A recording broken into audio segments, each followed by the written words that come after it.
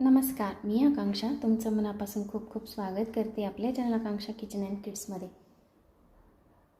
शंकरपाळे म्हटले तर अगदी खूप सारे लेयर्स असणारे आणि तोंडात जाताच विरघळणारे, अगदी बिस्किटासारखे खुशखुशीत असे शंकरपाळे असले तर कोणाला नाही आवडणार.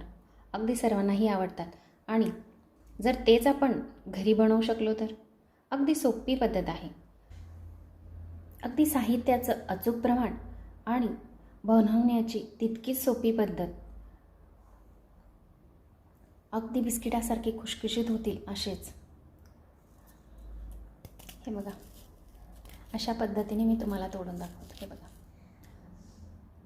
अगदी सॉफ्ट आतून वरून अगदी छान बिस्किटासारखे अशा पद्धतीने आपण तयार केलेले आहेत. चला तर मग अजिबात वेळ न घालवता आपण रेसिपीला सुरुवात करूया. आपण आज शंकरपाळी बनवणार आहोत, अगदी मस्त लेअरवाली. त्याच्यासाठी आपण आधी मैद्याचं माप मोजून घेऊया. हा अर्धा किलो मैद्यासाठी आपण माप बघतो आहोत. ह्या 240 ml चा कप आहे माझ्याकडे, तर 240 ml च्या कपने आपण माप मोजतोय. हे आधीच 2 कप मी एवढंच भरून घेतलेलं होतं. अगदी काठोकाठ भरायचं आहे. आधी मी थोडं दाबून भरलेलं होतं आणि वरती थोडं एवढं आलं. इतके आपल्याला बरोबर 3 कप इतकं आपलं अर्धा किलो इतकं माप मोजलं जातं.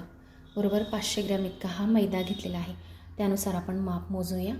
शंकरपाळी खुशखुशीत होण्यासाठी अगदी महत्त्वाचं आपल्याला साहित्य लागतं ते म्हणजे तूप. हे साजूक तूप घेतलेलं आहे मी.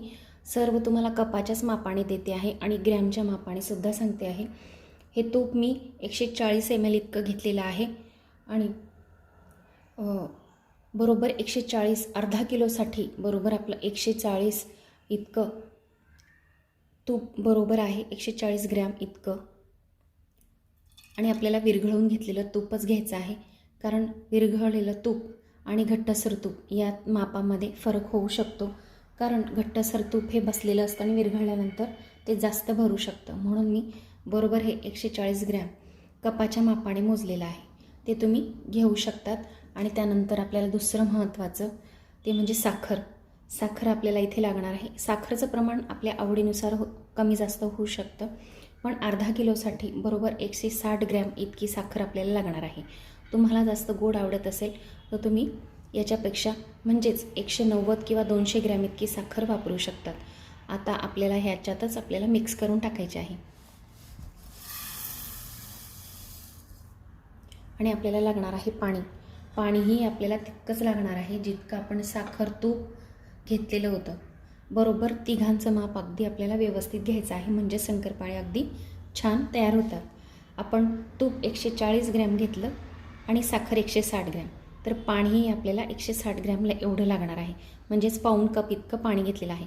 ग्रॅमच्या मापाने मोजलं तरी चालणार आहे. तुम्ही 1 वाटी सेट करून घ्या. ह्या वाटीने मी बरोबर अर्धी वाटी इतकं पाणी घेतलेलं आहे. हे सर्व व्यवस्थित आपल्याला टाकून घ्यायचं आहे आणि फक्त साखर विरघळेपर्यंत आपल्याला गॅसवर ठेवून घ्यायचं आहे. तर बघू शकता तुम्ही, मी ही गॅसवर ठेवलेलं आहे. अजिबात आपल्याला याचा पाक वगैरे काहीही तयार करायचं नाही आहे. फक्त आपण साखर विरघळेपर्यंत आपल्याला हे गरम करून घ्यायचं आहे. तर बघू शकता आपण व्यवस्थित साखर वगैरे सर्व विरघळवून घेतलेलं होतं. आता हे खूप गरम आहे. आपल्याला असंच गरम अजिबात टाकायचं नाही, नाहीतर शंकरपाळे तेलात विरघळतात गरम मोहन टाकल्यामुळे. जास्तच गरम आहे. अगदी व्यवस्थित आपल्याला रूम टेम्परेचरवर करून घ्यायचं आहे थंडगार. ते झाल्यानंतर आपण पीठ मळायला घेऊया.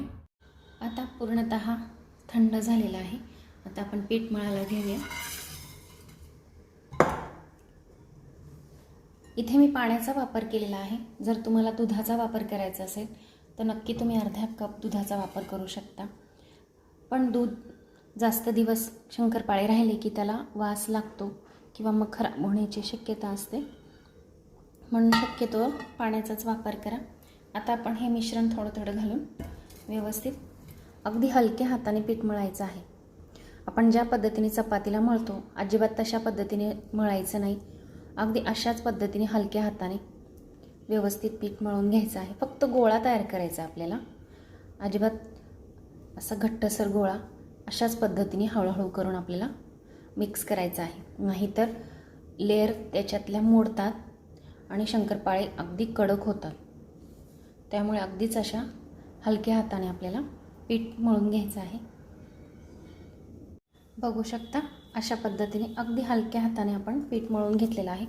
फक्त आपल्याला गोळा तयार करायचा आहे. अगदी दाबून दाबून किंवा मग अगदीच जाड हाताने आपल्याला अजिबात पीठ मळायचं नाही. बघा कसे लेयर तयार होतात. आणि आपल्याला पूर्ण व्यवस्थित आपण जे मिश्रण तयार केलेलं होतं ते सर्व आपल्याला लागलेलं आहे. पाणीही आपल्याला कमी झालं नाही किंवा जास्त झालं नाही. अशाच पद्धतीने आपल्याला माप ठेवायचं आहे. आता आपण हे मिश्रण 10 मिनटं मुरवत ठेवूया, म्हणजे व्यवस्थित सर्व जिन्नस एकत्र होतील. तुमच्याकडे वेळ असेल तर तुम्ही 1 ते 1.5 तास ठेवू शकतात.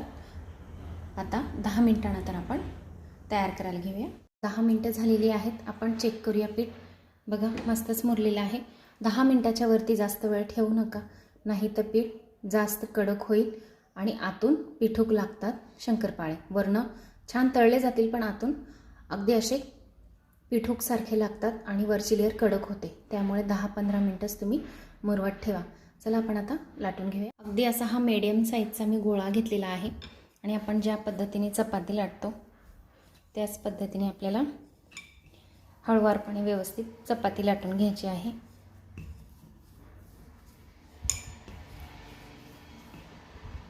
आपण एवढी चपाती मी लाटून घेतलेली आहे आणि त्यानंतर आपल्याला ज्या पद्धतीने आपण 3 पुडाची चपाती करतो त्या पद्धतीने आपण हे पूड वाळून घ्यायचे आहेत. त्याच्या कडा बंद झाल्यानंतर आपल्याला पुन्हा व्यवस्थित लाटून घ्यायचं आहे.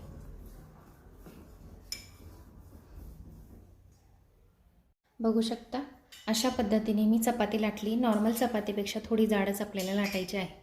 आता हे अशा पद्धतीने आपण लाटून घेतलेली आहे. त्याला तडा जाणारच, त्यामुळे ती अगदी व्यवस्थित आपल्या चपातीसारखी येईल असं नाही होत. आता हे व्यवस्थित आपण चौकण कापून घेऊया, कारण मी चौकणी आकारात करणार आहे.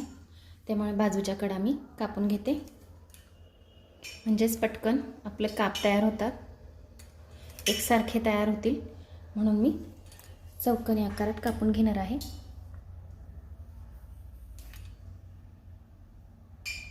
आता मी याच्या आजूबाजूच्या कडा कापून घेतलेल्या आहेत आणि व्यवस्थित आपण 1 किंवा 1.5 इंचाच्या मापाने शंकरपाळे कापून घेऊया.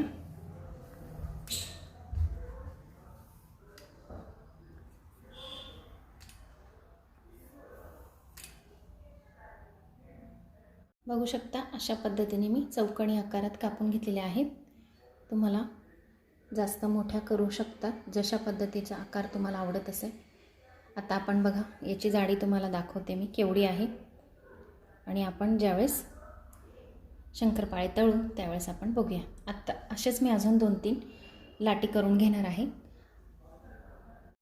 आता तेल गरम झालेलं होतं आणि त्यात मी आपण तयार करून घेतलेली शंकरपाळ्याची काप टाकून घेतलेली आहेत. अगदी बघा इतकंच गरम तेल करायचं आहे आपल्याला. अजिबात जास्त बुडबुडे नको किंवा मग तेलात टाकल्याबरोबर अजिबात वरची लेअर कडक व्हायला नको. आता मला 1 ते 2 सेकंड झालेले टाकून. बघा मी तुम्हाला हळूच वरती दाखवते. बघा किती मस्त लेअर सुटलेली आहेत ना आपल्या शंकरपाळ्याला. अगदी छान फुलायला सुरुवात झालेली आहे. अगदी असंच अजिबात गॅसची फ्लेम आपल्याला हाय करायची नाही आहे. असंच हळूवारपणे बघा मस्त लेअर सुटायला सुरुवात झालेली आहे शंकरपाळ्यांना. असंच अगदी हळूहळूपणे आपल्याला व्यवस्थित तळून घ्यायचे आहेत. गॅसची फ्लेम हाय झाली थोडीफार तर वरची लेअर खूप कडक होते आणि आतून ते नरम राहतात. त्यामुळे अजिबात आपल्याला हाय फ्लेमवर तळायचं नाही आहे. आता याला 2 ते 3 मिनटं आपण असंच राहू देऊया. आता 4 ते 5 मिनटं झालेली आहेत. बघू शकता मस्तच आपले लेअर पण सुटलेली आहे. अगदी छान असा गोल्डन कलर आलेला आहे. बस इतपतच कलर आपल्याला आणायचा आहे, नाही तर कडवटपणा यायला सुरुवात होते. त्यामुळे बस इतकंच आपल्याला तळून पुन्हा बाहेर काढून घ्यायचे आहे. आता सर्व शंकरपाळे माझे तळून झालेले आहेत. बघू शकता किती लेयर्सवाले आणि किती अगदी मस्त बिस्किटासारखे फुललेले आहेत. अगदी बघू शकता प्रत्येक शंकरपाळा आपला छान लेयर्सने तयार झालेला अगदी बिस्किटासारखे दिसत आहे मस्तच. मी तुम्हाला आधीचा शंकरपाळा आणि आताचा दाखवते फरक. हे बघा, तिप्पटपेक्षाही जास्त फुललेला आपला शंकरपाळा आहे. अगदी अचूक प्रमाण आणि योग्य अशी पद्धत, त्यामुळे आपला शंकरपाळा अजिबात खराब होणार नाही. हा आपला आधीचा शंकरपाळा आहे आणि हा आताचा. बघू शकता किती सारे लेयर्स आले आपल्या शंकरपाळ्याला. अगदी मस्त. तुम्ही पहिल्यांदा जरी करत असाल तरी अजिबात तुमचे शंकरपाळे फसणार नाही, खराब नाही होणार किंवा तेलात आपला एकही शंकरपाळा विरघळलेला नाही आहे. अगदी सर्व शंकरपाळे अगदी छान आपले लेयर्सचे तयार झाले आहेत. नक्की ह्या दिवाळीला ट्राय करून बघा आणि माझी रेसिपी कशी झाली मला नक्की कमेंट्समध्ये सांगा. अशा साध्या सोप्या माझ्या रेसिपी तुम्हाला आवडत असतील तर नक्की माझ्या चॅनलला सबस्क्राईब करा आणि पुन्हा भेटूया अशाच सोप्या रेसिपीसोबत. तोपर्यंत धन्यवाद.